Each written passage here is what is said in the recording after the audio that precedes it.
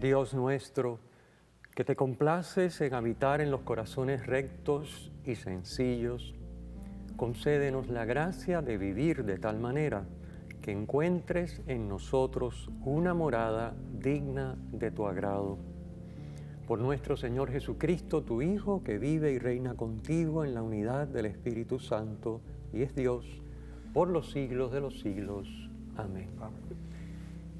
Bienvenidos una vez más a Saboreando la Palabra, el programa que busca darles un aperitivo para que tomemos como el gustito a las lecturas que se proclaman en la misa dominical y nos acerquemos, nos dispongamos a acercarnos a ellas, a disfrutarlas, a aprovecharlas y sobre todo a dejar, como ya hemos dicho anteriormente, que esas lecturas, esa palabra nos transforme. Nos acompaña en este programa el reverendo diácono José Méndez, que es gerente de la Oficina de Procuración de Fondos del Arzobispado de San Juan y que sirve en las parroquias María Llena de Gracia y San Francisco Javier. Bienvenido, José. Gracias por la invitación. Gracias. Gracias, cómo no. Gracias por estar aquí. Pues vamos entonces a comentar las lecturas que nos corresponden del próximo domingo. El próximo domingo es el sexto domingo del tiempo ordinario del ciclo B. Y las lecturas, unas lecturas preciosas, la primera y el Evangelio siempre van un poquito como que de la mano. El tema es la lepra y lo que significa la lepra, ¿verdad? Lo que está detrás del tema de la lepra. Y luego tenemos la segunda lectura, que a veces pues va en sintonía con el tema, como decimos muchas veces, otras veces no, en este caso pues tampoco. Otra vez leemos de la primera carta de San Pablo a los Corintios que venimos leyendo los domingos anteriores. Vamos entonces a comentar algunas ideas de la primera lectura que nos va a introducir en el tema del Evangelio. En esta primera lectura del libro del Levítico, ¿qué es lo que nos aparece? Pues nos aparece el tema de la lepra, como hemos dicho. Sí, y nos habla dentro del tema de la lepra, que era una condición que afectaba la piel del ser humano. Y no importa pues qué tipo de condición, pues ellos la consideraban ya lepra y te marginaban y te separaban de todo lo que era la relación con la sociedad.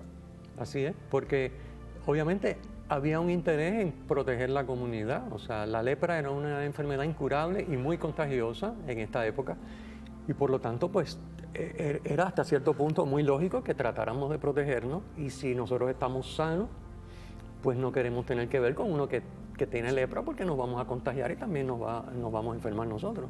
Así que, pero fíjate que lo más importante del tema de la lepra es que no era tanto el problema físico, sino era la lepra hacía que la persona fuera impura. ¿Pero impura para qué? No impura porque tuviera la piel manchada, sino impura para el culto. Aquí está el tema importante que tienen que entender los que nos están escuchando. Lo puro y lo impuro tiene que ver con el culto. Entonces, ¿qué pasa? En una mentalidad, vamos a decir, bastante rudimentaria, pues uno dice, bueno, pues una persona que esté enferma, que tenga la piel que se le está cayendo en canto, que apesta, porque la lepra es una cosa terrible, pues esa persona no se puede presentar ante Dios, porque no puede ser agradable. Igual que no puede ser agradable para otro ser humano estar con una persona con lepra, pues eso no es agradable a Dios. Y por lo tanto esa persona queda marginada, fuera de, no tiene posibilidad de rendir culto a Dios. Y entonces ahí es que queda declarada impura. La lepra la hace impura para el culto, para rendirle culto a Dios. Y como creencia también de lo que vemos en el Antiguo Testamento y del pueblo de Israel, toda aquella persona que tenía, ¿verdad?, algún tipo de enfermedad, pues lo consideraban que era un pecador, que era una persona no propia, apta para estar ante la presencia de Dios, y pues ahí es donde pues viene la marginación más fuerte hacia esa persona. Efectivamente, como hemos dicho, el tema de el pecado está asociado con la enfermedad. Eso es En esa época el judío entendía la persona que tiene en general un sufrimiento es porque es un pecador. Pues si tiene una enfermedad como la lepra, pues la lógica es un súper pecador.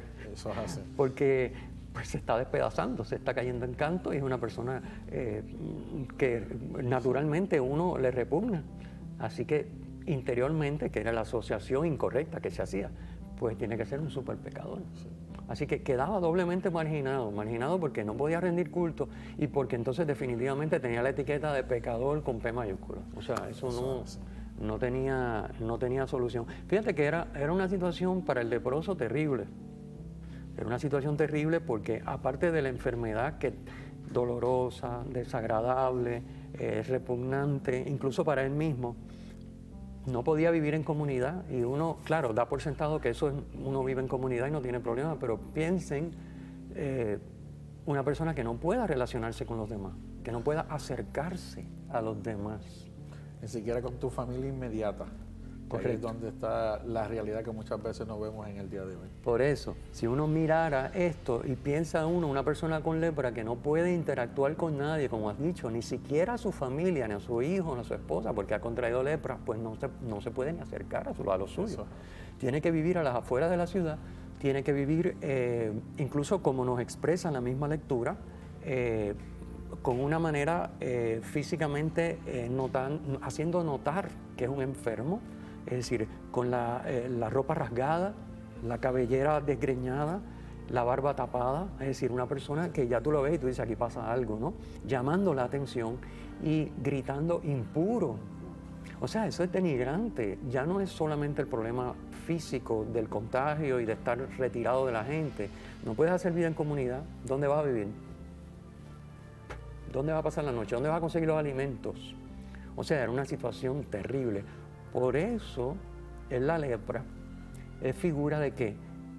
De la verdadera enfermedad, que nos aísla, que no nos deja vivir en comunidad, que nos separa, que nos impide vivir alimentando, o sea, nos impide tener un sitio donde residir, como le pasaba a estas personas. ¿Y cuál es esa verdadera enfermedad? Pues el pecado.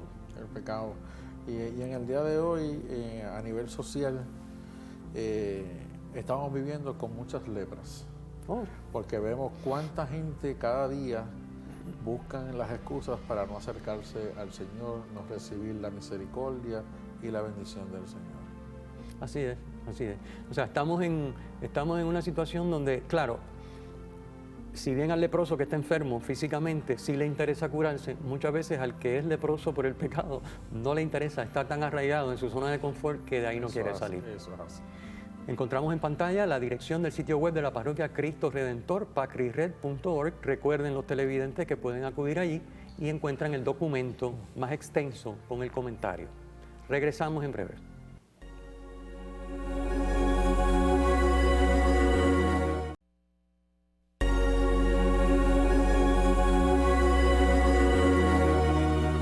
Regresamos, saboreando la palabra, y hoy vamos en este segmento a comentar también brevemente, porque el tiempo siempre se nos queda corto, la segunda lectura. La segunda lectura de la misa del próximo domingo está tomada de la primera carta a los Corintios, como dijimos al inicio.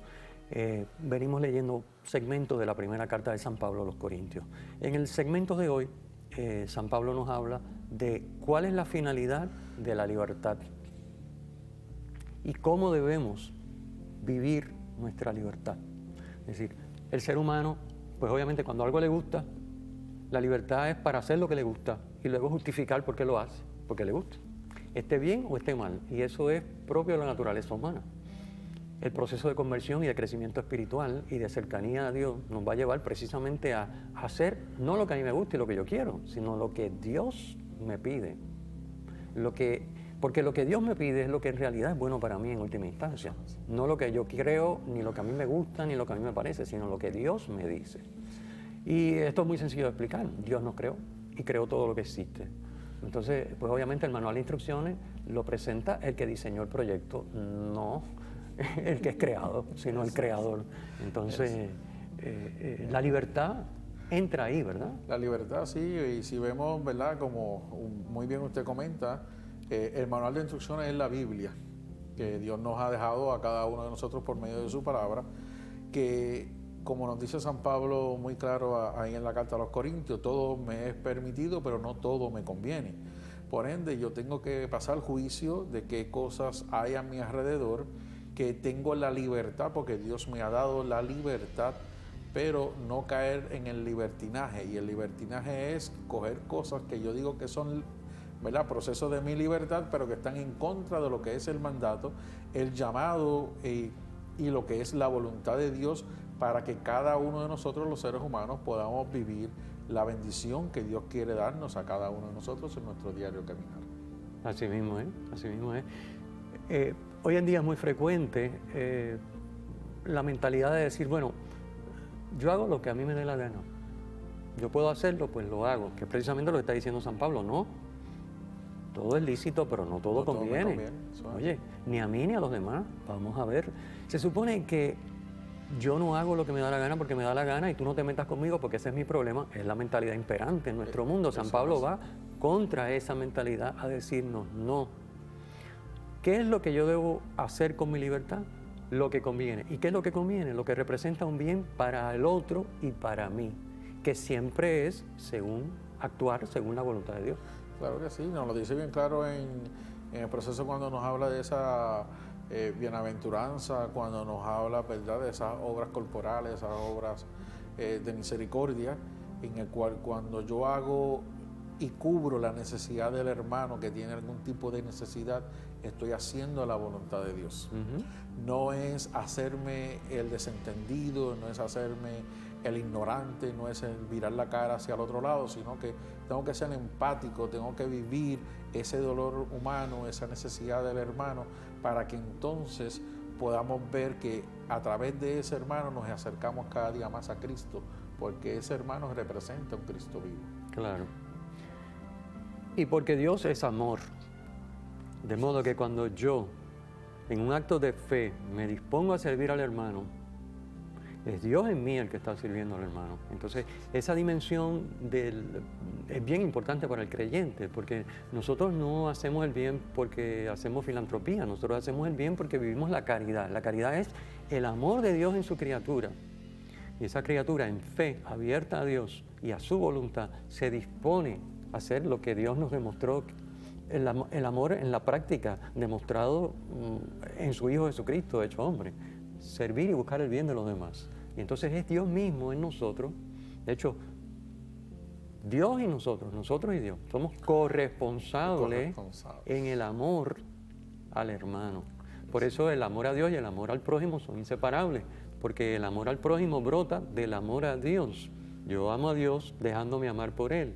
Y Él se me da, Él que es amor, y ahora yo puedo amar al hermano. Eso lo explica magistralmente el Papa Benedicto XVI en su encíclica Dios es amor, que por cierto le invito, es larga, pero vale la pena. Sobre todo la primera parte, léanla. Son documentos del magisterio maravilloso, maravilloso, maravilloso. Y vamos viendo de que pues nosotros tenemos un tiempo marcado dentro de este mundo, y dentro de este tiempo que nosotros tenemos, que es gracia de Dios, tenemos unos talentos que el Señor nos va dando, y ese talento tenemos que utilizarlo para el bienestar de la comunidad. No es para uso exclusivo mío, no es para yo guardarlo, para cuando pues yo tenga algún beneficio, pues entonces ponerlo en función. No, ese talento es sacarlo para el beneficio del hermano que está en necesidad, del hermano que está a nuestro alrededor, y de que podamos ser ese ente de bendición en nuestra comunidad diariamente, tanto en nuestra comunidad a nivel de núcleo familiar donde vivimos y en nuestra comunidad parroquial, para que podamos llevar nuestra comunidad al término que Dios quiere que se lleve, y es que pues podamos vivir los unos con los otros en ese amor incondicional que el Señor nos regala a cada uno de nosotros día a día. Así mismo es, José. Quiero aportarle a los amigos que nos están viendo el tema de, porque San Pablo menciona la gloria de Dios, busquemos la gloria de Dios. La gloria en la Escritura se refiere a la manifestación del poder de Dios en su actuar. O sea, dar gloria a Dios es dejar que el poder de Dios se manifieste a través mío, por ejemplo. Entonces yo le estoy dando gloria a Dios. O sea, dar gloria a Dios no es lo que uno puede entender, que es decirle gloria, gloria, con la boca. No, dar gloria a Dios en el concepto bíblico es dejar que se manifieste el poder de Dios a través mío. Y es lo que explicaba ahorita. Dios que es amor. Si yo me hago a ese Dios que es amor y con Él me dispongo a servir, a amar al prójimo, eso es dar gloria a Dios. O sea que van de la mano el servicio al prójimo con el amor que es Dios en mí, la comunión de amor, de vida, de amor con Dios, y yo entonces sirviendo al prójimo, eso da gloria a Dios, porque en última instancia lo que está manifestando no es mi amor, es el amor que es Dios en mí y a través mío, sirviendo al prójimo. Eso es así, eso es así. Estamos llamados, ¿verdad?, a ser ejemplo de un Cristo vivo, tanto en verlo en el hermano que está al frente de nosotros, como nosotros reflejar a Cristo en cada uno de los hermanos. Así que aprovechemos la oportunidad del tiempo que tenemos para que podamos poner en práctica este consejo que nos da San Pablo, que todo no es permitido, pero no todo me conviene. Tan solo busquemos lo que nos conviene para ser partidarios de la construcción del reino de Dios en este mundo. Sí, tenemos otra vez en pantalla, para que tomen nota los amigos televidentes, la dirección de la página web donde encuentran el guión de los temas que estamos comentando. Pausamos un momentito y volvemos enseguida.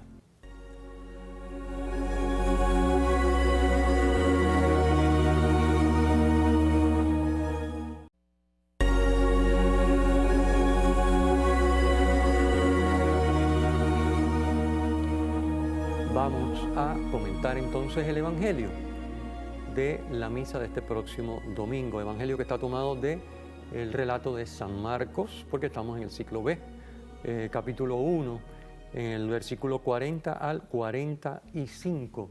¿Qué encontramos en ese relato? Pues encontramos la curación de un leproso. Hace un momento, cuando hablábamos de la primera lectura, hablábamos de la lepra, lo terrible que era la lepra y cómo la lepra es signo de la enfermedad realmente de todo ser humano, la verdaderamente profunda, la que ocasiona la muerte eterna, que es el pecado.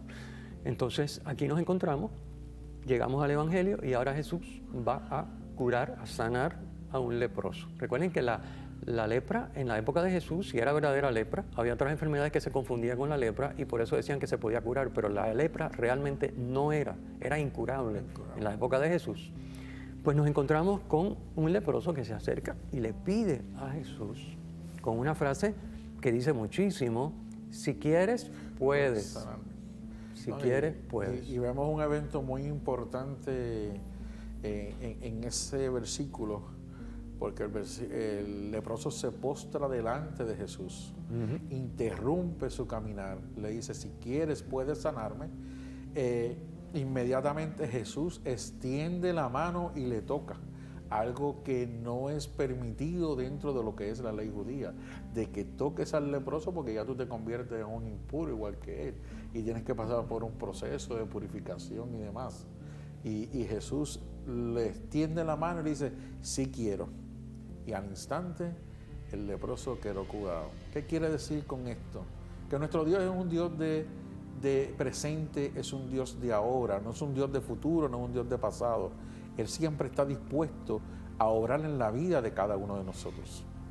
Pero nosotros estamos dispuestos a ir con esa misma confianza de este leproso a donde el Señor, para que el Señor nos sane, para que el Señor nos libere, para que el Señor nos toque y nos restaure como Él quiere hacer en la vida de cada uno de nosotros.